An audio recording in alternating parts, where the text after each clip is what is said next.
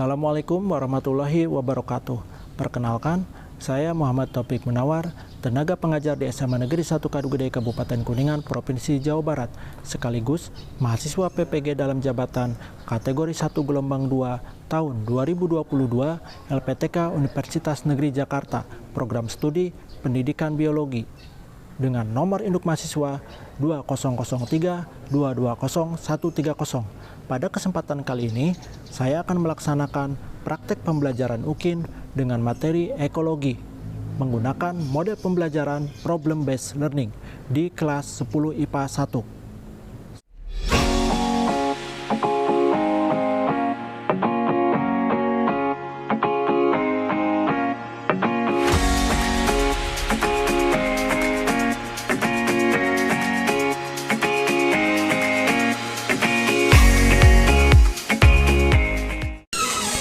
Selamat pagi. Assalamualaikum warahmatullahi wabarakatuh.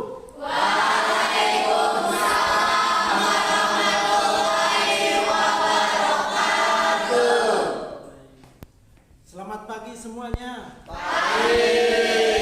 Bagaimana kabarnya hari ini? Sehat semuanya ya? Alhamdulillah, mudah-mudahan kita tetap diberikan kesehatan untuk pertemuan kali ini dan pertemuan selanjutnya. Amin. Sebelum pembelajaran, Bapak cek dulu apakah hari ini ada yang tidak hadir? Hadir semua. Alhamdulillah hadir semua. Untuk itu silahkan kalian melakukan presensi terlebih dahulu. Pastikan kalian tercatat untuk mengikuti pembelajaran hari ini. Caranya di depan Bapak akan tampilkan QR code presensi kehadiran. Jadi siapkan dulu handphonenya masing-masing. Kemudian scan atau pindai QR code yang ada di depan. Silakan.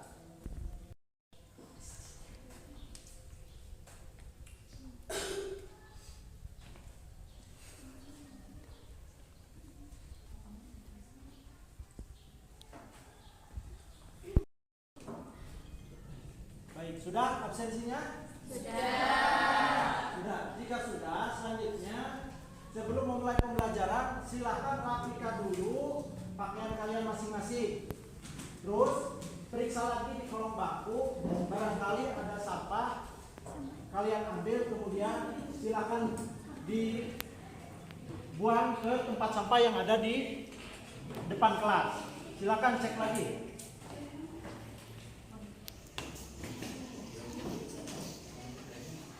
Sudah? Terima kasih. Gimana? Apakah ada sampah? Tidak. Baik, terima kasih ya. Ternyata kelas ini berjalan dengan baik. Piketnya sudah menjalankan tugasnya dengan baik. Selanjutnya, untuk mengawali pembelajaran kali ini, kita berdoa terlebih dahulu. Untuk itu, Bapak persilakan kepada KM untuk memimpin doa. Sebelum belajar, marilah kita berdoa. Berdoa dimulai.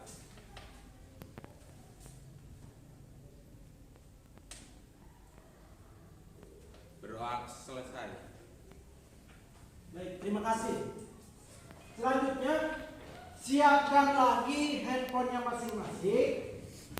Di depan Bapak tampilkan QR code soal pretest. Kalian kerjakan soalnya. Kemudian untuk waktunya 5 menit ya. Jumlah soalnya ada 5 buah. Jadi isi sesuai apa yang kalian ketahui tentang materi yang akan Bapak sampaikan kali ini. Jadi kerjakan masing-masing, tidak usah melihat ke temannya ya, tidak usah melihat temannya. Ini hanya untuk mengetahui kemampuan awal kalian. Jadi tidak ada berpengaruh ke nilai akhir. Silahkan dimulai dari sekarang.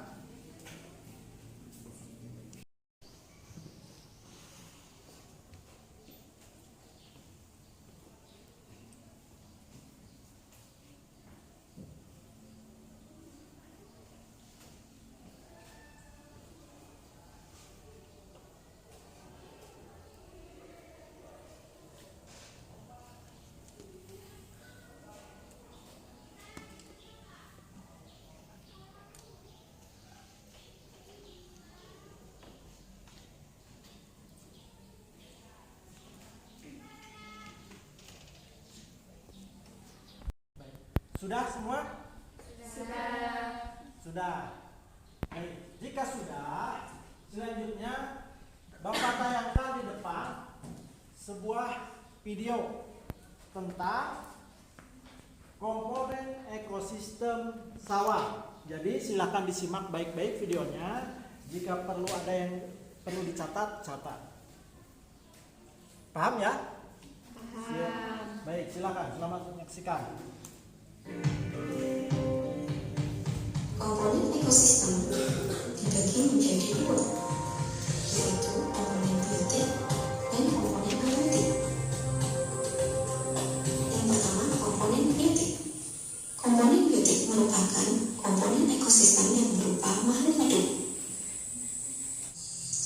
Komponen ekosistem yang kedua yaitu komponen abiotik. Komponen abiotik merupakan komponen ekosistem yang berupa komponen tak hidup. Komponen abiotik yang selanjutnya yaitu tanah. Tanah ini memiliki karakteristik lembek dan berair. Pengolahan tanah berlumpur ini digunakan para petani untuk menanam padi. Baik, dari tayangan video tadi, mungkin kalian pernah melihat atau berjalan-jalan di sawah? Ada yang pernah? Nah, atau mungkin rumahnya dekat sawah, ada ya? Nah, kebetulan sekolah kita juga di belakang juga ada sawah. Nah, kira-kira makhluk hidup apa saja yang biasanya ada di sawah? Acungkan tangan. Silakan, apa? Ada belalang, Belalang. Terus apalagi?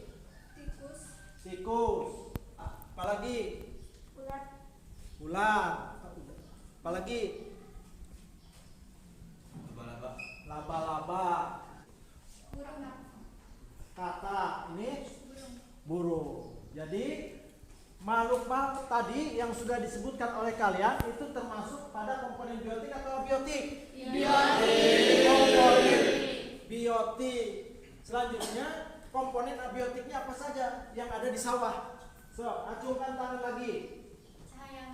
Cahaya matahari. Apalagi? Apa?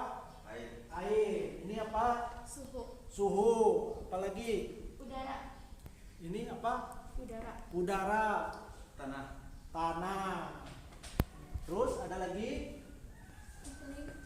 Iklim. Betul. Tadi adalah komponen-komponen yang ada di ekosistem sawah. Nah, jadi penting kita mempelajari materi ekologi ini agar apa? Agar kita bisa menjaga lingkungan kita, di lingkungan sekitar kita, karena kita tidak bisa hidup secara sendiri. Kita ketergantungan dengan faktor komponen biotik dan komponen abiotik. Ya, untuk itu kita perlu bersyukur kepada Tuhan Yang Maha Esa. Kenapa? Karena sudah menciptakan lingkungan beserta isinya bagi kita semua, sehingga kita bisa bertahan hidup. Gitu. Selanjutnya, adapun tujuan pembelajaran kali ini nanti akan Bapak tayangkan di depan. Nah, di depan Bapak tayangkan tujuan pembelajaran untuk pertemuan kali ini. Barangkali ada dari kalian ada yang mau membantu untuk membacakan tujuan pembelajaran tersebut. Silakan acukan tangan.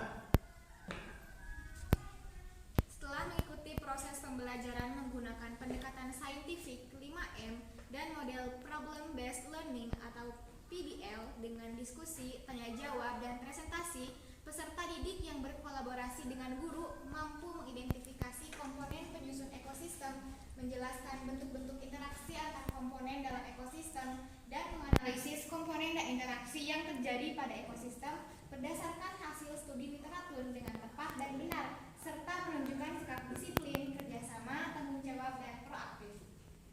Terima kasih sudah membacakan tujuan pembelajaran hari ini. Ya. Selanjutnya di depan Bapak tampilkan lagi video tentang permasalahan yang terjadi di ekosistem sawah. sawah tersebut. Ya. Siap ya? Jadi kalau ada yang perlu dicatat, dicatat. Silakan. Itu nih kurang kilo Pak. Kita nggak juta kilo Pak, paling nomor itu 10 kilo. 10 kilo bener. Ini buatnya bener Pak. Buat tanam bisa Pak, ini Sampai ulang nih. Saya 1.800 nih. 1.800 itu 10 kilo. Nyebarin kok dari 5 kilo Pak. Paling itu setengah kintal Pak, 50 kilo lah. 50 kilo lah, 50 kilo itu biayanya kurang lebih beda juta. Terus sewanya 600, kayu ton 600, Jadi endelil setengah kintal. Dampak dari pengelolaan ekosistem, satu diantaranya itu adalah penggunaan pestisida yang kurang bijaksana atau yang tidak bijaksana. Karena dengan penggunaan pestisida yang tidak bijaksana ini, ya karena pestisida itu sifatnya juga akan mematikan yang hidup. Nah, musuh alam ini juga adalah makhluk hidup. Ya tentunya pada saat terjadi kontak dengan pestisida, maka keberadaannya juga akan terganggu dan bisa ya dikatakan menghambat perkembangannya. Baik, sudah disimak videonya? Dari tayangan tersebut, ya, permasalahan apa yang terjadi pada ekosistem sawah tersebut? Ada yang bisa menjawab? Acungkan tangan, silakan. Silakan. Hama wareng menyerang sawah. Hama wareng menyerang sawah. Ada lagi? Silakan. Apa? Penggunaan pestisida yang tidak bijaksana. Penggunaan pestisida yang tidak bijaksana. Ada lagi? Silakan. Apa? Turunnya hasil panen petani. Turunnya hasil panen petani. Ada lagi? Silakan, Pak. Ledakan hama wareng. Jadi itu tadi permasalahan yang terjadi pada tayangan video tersebut. Selanjutnya masih dari tayangan video tadi. Dari 1.800 meter persegi luas lahan sawah yang dimiliki oleh petani, berapa jumlah gabah yang dihasilkan akibat adanya serangan hama wareng?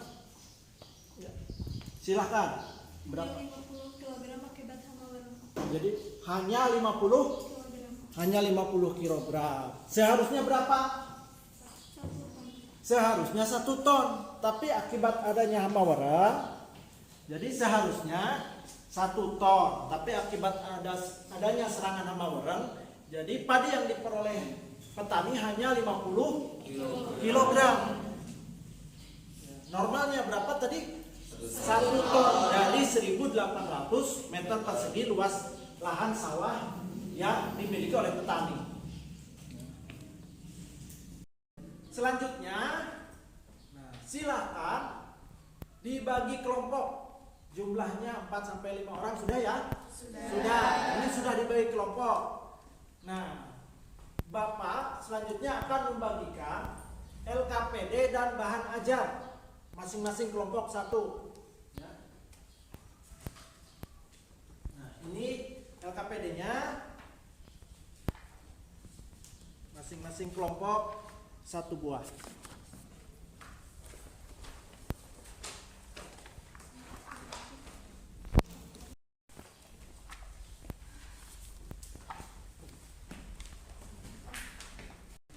Baik, sudah diterima semuanya LKPD-nya? Sudah ya, masing-masing 1 kelompok 1. Nah, di sini Bapak akan jelaskan terlebih dahulu cara mengisinya. Untuk menjawab LKPD ini, silakan gunakan referensi sebanyak-banyaknya. Jadi tidak terpatok ke buku atau bahan ajar. Bisa menggunakan internet juga bisa. Ya, cari sumber atau referensi sebanyak-banyaknya. Yang pertama, identifikasi permasalahan-permasalahan yang muncul dalam wacana LKPD tersebut. Ya, jika sudah memperoleh beberapa identifikasi masalah nih muncul nih, selanjutnya tentukan 1 permasalahan yang menurut kelompok kalian perlu untuk dipecahkan. kemudian dibikin rumusan masalahnya. Paham ya? Setelah dibuat rumusan masalah satu buah, kemudian cari sebanyak-banyaknya alternatif solusi untuk memecahkan masalah. Setelah dicari alternatif solusi, beberapa alternatif solusi, pilih satu solusi yang menurut kelompok kalian paling efektif dan berikan alasannya. Paham ya? Nah, setelah itu, setelah didiskusikan baru presentasikan di depan. Paham? Nah, silakan kalau paham mulai mengerjakan. Selanjutnya jika ada yang tidak mengerti bisa ditanyakan. Paham ya? Silakan mulai mengerjakan. Jadi cari sebanyak-banyaknya permasalahan dari wacana tersebut. Bisa lebih dari satu. Mampunya 4 ya silakan 4. Cuma bisa 3 ya 3 nggak apa-apa. Jadi dibaca dulu nanti dikerjakan. Cari alternatif solusi sebanyak-banyaknya. Bisa 4 atau 3 atau 5 terserah, lebih banyak lebih bagus. Setelah itu yang terakhir, dari beberapa alternatif solusi ini kalian pilih satu saja yang menurut kelompok kalian paling efektif untuk memecahkan permasalahan tersebut. Ya betul nih, ini betul. Ini kan muncul beberapa identifikasi masalah. Kemudian tulis di sini, pilih 1 dari 3. Ini kan 3 ya, yang sudah ditemukan oleh kelompok kalian itu 3. Nanti pilih 1 di sini yang menurut kalian, kelompok kalian itu perlu untuk dipecahkan.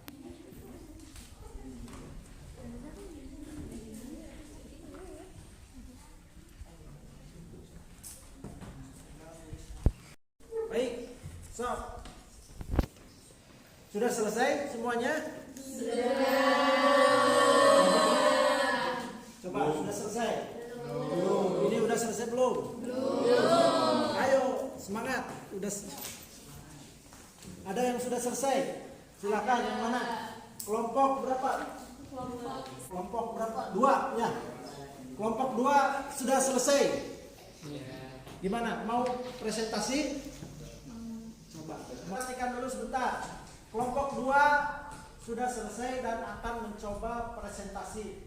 Jadi silakan, waktunya di waktu dan tempat dipersilakan. Tepuk tangan untuk kelompok 2.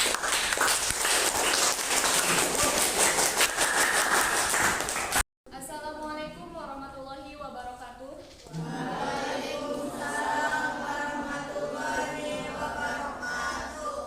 Kami di sini akan memaparkan sedikit materi dari hasil diskusi kami.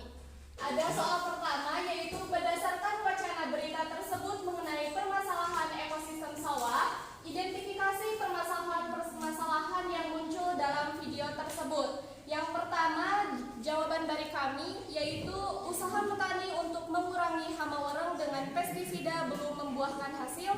Yang kedua, meningkatkan populasi hama wareng di ekosistem sawah, menurunkan produktivitas tanaman padi. Yang ketiga, tanaman padi petani yang bisa dipanen hanya 50% saja akibat serangan hama wareng. Yang keempat, yaitu penggunaan pestisida secara tidak bijaksana oleh petani berdampak pada meningkatnya populasi hama wareng. Dan yang kelima, yaitu adanya penggunaan pestisida secara tidak bijak membunuh musuh alami hama wareng.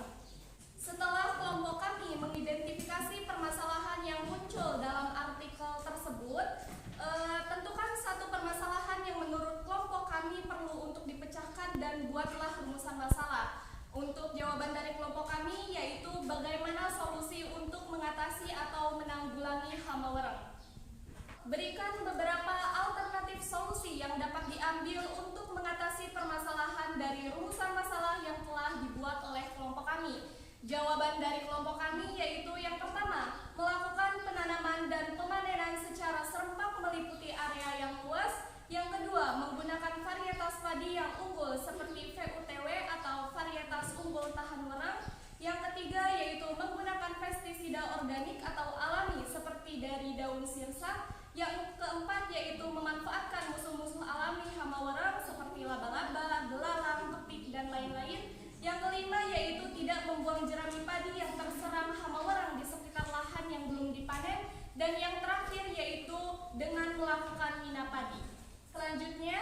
Dari beberapa alternatif solusi yang dikemukakan oleh kelompok kami, alternatif solusi mana yang paling efektif? Mengapa solusi tersebut dianggap paling efektif? Jawaban dari kelompok kami yaitu alternatif pemecahan masalah atau solusi yang terbaik untuk mengatasi hama warang adalah mina padi. Karena mina padi sangat menguntungkan petani. Di samping bisa mengatasi hama warang petani, juga mendapatkan pendapatan yang lebih tinggi. Tidak hanya mendapatkan pendapatan dari panen padi, tetapi juga mendapatkan pendapatan dari pemanenan ikan. Selain itu, petani juga mengurangi biaya untuk pembelian pupuk karena hasil ekskresi ikan atau kotoran ikan dapat digunakan sebagai pupuk organik untuk menyuburkan padi, serta tidak menggunakan pestisida yang menghasilkan padi organik.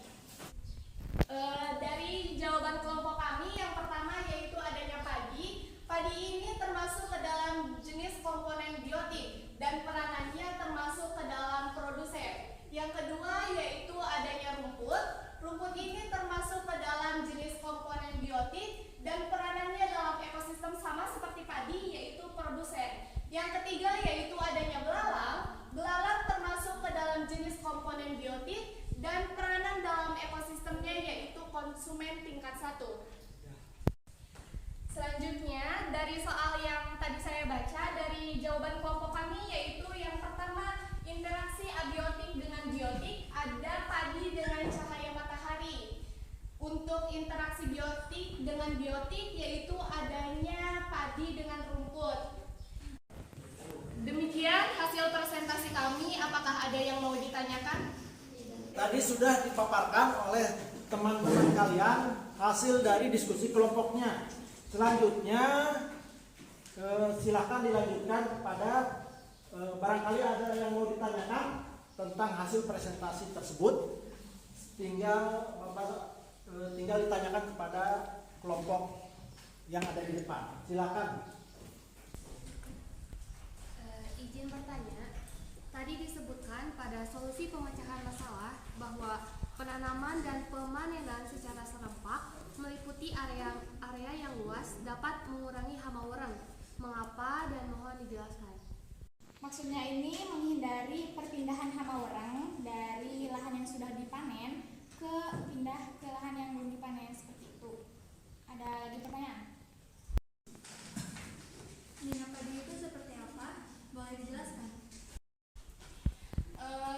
Hasil dari diskusi kelompok kami, mina padi adalah usaha budidaya ikan di sawah yang dilakukan secara bersamaan dengan tanaman padi dalam suatu areal yang sama. Dengan kata lain, sambil menyelam minum air, usaha padi lancar, budidaya ikan pun lancar. Seperti itu.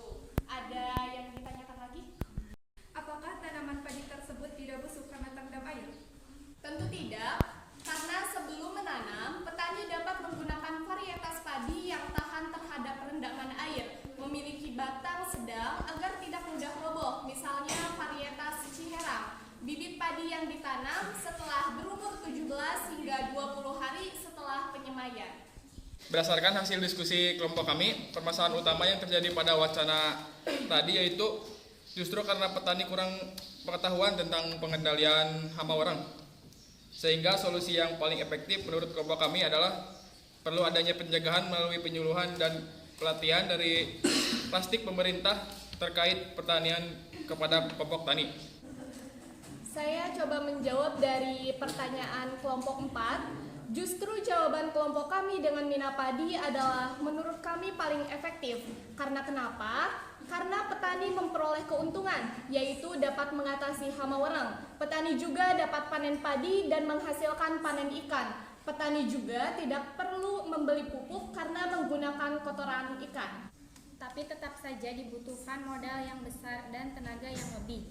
Karena untuk membeli bibit padi, juga membeli bibit ikan untuk mina padi, dan harus mempersiapkan lahan yang layak untuk mina padi tersebut. Justru dengan mina padi, menurut kelompok kami tidak diperlukan modal yang besar karena tidak perlu membeli obat-obatan tanaman, tidak perlu membeli pupuk karena menggunakan kotoran ikan, tidak perlu membeli pestisida karena menggunakan ikan untuk membasmi hama warang. Seandainya hama warang berhasil diatasi dengan mina padi, Tapi bagaimana dengan hama yang lainnya? Dikhawatirkan dengan adanya ikan justru dapat menarik hama ikan, seperti pemangsa ikan, sehingga menjadi masalah baru bagi para petani. Menurut kelompok kami, dengan mina padi ini, hama tikus tidak dapat menyerang tanaman padi karena tergenang air. Ada lagi? Bagaimana dengan hewan lain seperti ular, musang, burung yang memakan ikan? Apakah bisa diatasi dengan mina padi tersebut? Untuk mengatasi hal tersebut, dengan memberikan plastik pada penggiringan lahan sawah agar ikan berada pada tempatnya. Apakah sudah puas dengan jawaban kelompok kami? Ada yang mau ditanyakan kembali? Oke, jadi kalau misalkan teman-teman belum mengerti seperti apa sih mina padi sebetulnya. Nah, jadi ini adalah gambar dari mina padi.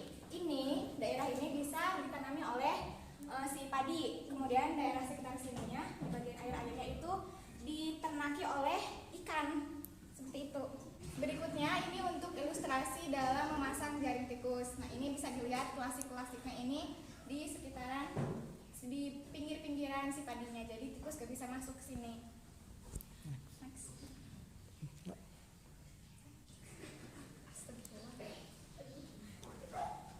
Ini juga contoh dari pemasangan plastik-plastik oleh para petani. Ada yang mau ditanyakan lagi?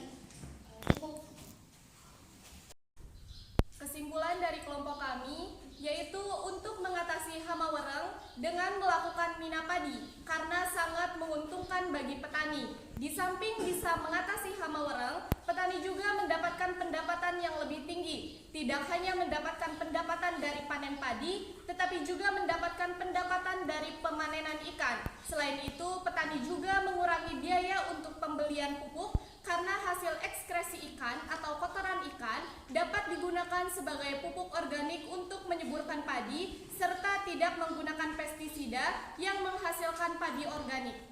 Demikian hasil diskusi dari kelompok kami. Ditutup. Wassalamualaikum warahmatullahi wabarakatuh. Waalaikumsalam warahmatullahi wabarakatuh. Demikian hasil dari presentasi kelompok 2. Sebelumnya berikan aplaus untuk kelompok 2. Baik, itu tadi sudah disajikan presentasi hasil kerja kelompok dari kelompok 2. Di sini tadi Bapak amati ada 2 kelompok dengan alternatif solusi yang berbeda. Kelompok 2 menyatakan bahwa alternatif solusi untuk hama wereng yaitu dengan melakukan mina padi, ya. Sedangkan kelompok 4 tadi disebutkan, mereka menyebutkan bahwa yang paling efektif adalah melalui pencegahan atau penyuluhan, berupa penyuluhan, pencegahan, semacam itu. Nah, sekarang kembalikan lagi ke kelas. Menurut kalian, antara 2 pendapat ini, mana yang paling efektif? Mina padi. Mina padi atau pencegahan hama wereng? Mina padi. Yang ini mina padi, yang ini pencegahan, ya. Jadi ternyata seimbang. Jadi sama-sama saling melengkapi. Alangkah baiknya jika penyuluhan juga dibarengi dengan solusi, yaitu dengan melakukan mina padi. Baik. Adapun kesimpulan dari pembelajaran hari ini yaitu yang pertama, dalam ekosistem sawah terjadi interaksi antara komponen ekosistem, ya. Tadi sudah disebutkan ada interaksi antara komponen ekosistem baik biotik maupun abiotik. Nah, selanjutnya penggunaan pestisida yang tidak bijak ini dapat membunuh musuh alami dari hama wereng. Musuh alami hama wereng apa? Tadi disebutkan katanya ada pepik. Itu musuh alami yang seharusnya memakan hama wereng ini mati akibat adanya penggunaan pestisida yang berlebihan. Nah, akibatnya apa? Akibatnya ekosistemnya tidak seimbang. ekosistem tidak seimbang. Akibatnya terjadi ledakan populasi. Ledakan populasi itu apa? Hama warang ini populasinya akan meningkat. Kenapa? Karena musuh alamnya mati oleh pestisida. Itu kesimpulan pembelajaran kita kali ini. Selanjutnya Bapak akan bertanya kepada kalian. Nah, bagaimana perasaan kalian tentang pembelajaran hari ini? Ungkapkan dalam satu kata. Seru. Apalagi? Asik. Apalagi? Ya, baik. Selanjutnya, apa yang sudah kalian pelajari dari pembelajaran hari ini? Komponen ekosistem sawah. Ada lagi? Apa yang kalian pelajari dari pembelajaran hari ini? Apa lagi? Acungkan tangan. Apa? Interaksi dalam ekosistem sawah. Interaksi dalam ekosistem sawah. Ada lagi? Apa? Pentingnya menjaga keseimbangan ekosistem. Pentingnya menjaga keseimbangan ekosistem. Ada lagi? Apa? Solusi mengatasi hama warang dengan bijak bagi lingkungan. Solusi mengatasi hama warang dengan bijak untuk lingkungan. Itu jadi selanjutnya manfaat apa yang dapat kalian ambil dari pembelajaran hari ini? Manfaat apa yang bisa diambil dari pembelajaran hari ini? Ajukan tangan. Ada? Silakan. Kita dapat menerapkan kegiatan pemecahan masalah dalam kehidupan sehari-hari. Nah, jadi dari pembelajaran ini dapat memecahkan masalah dalam kehidupan sehari-hari. Ada lagi? Ini apa? Kita dapat mencari solusi terbaik dari permasalahan dalam kehidupan sehari-hari. Dapat mencari solusi terbaik yang paling baik untuk memecahkan masalah dalam kehidupan sehari-hari.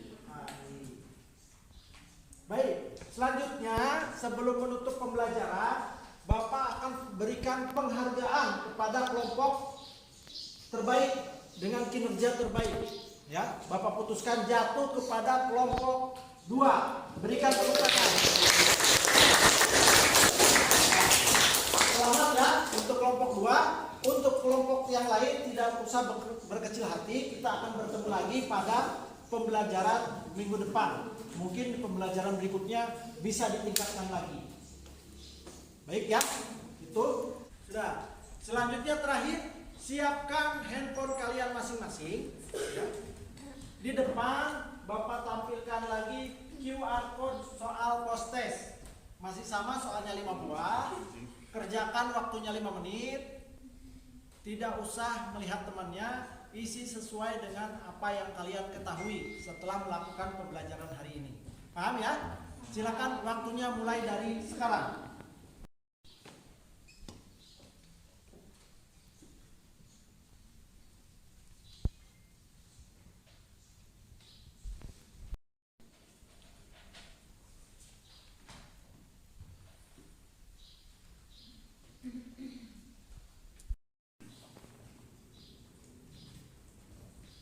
Sudah semuanya? Sudah. Baik. Jika sudah, kita akan bertemu lagi pada pertemuan minggu depan. Siapkan materinya. Pertemuan minggu depan masih materinya tentang ekologi.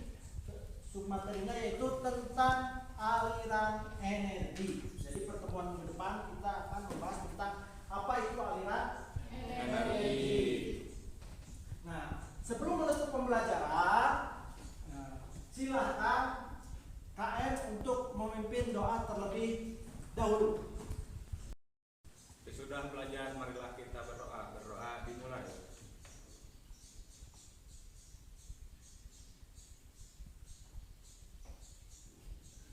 Berdoa selesai. Baik, mungkin itu saja pertemuan kali ini. Kurang lebihnya Bapak mohon maaf. Ditutup dengan wabillahi taufiq wal hidayah. Wassalamualaikum warahmatullahi wabarakatuh.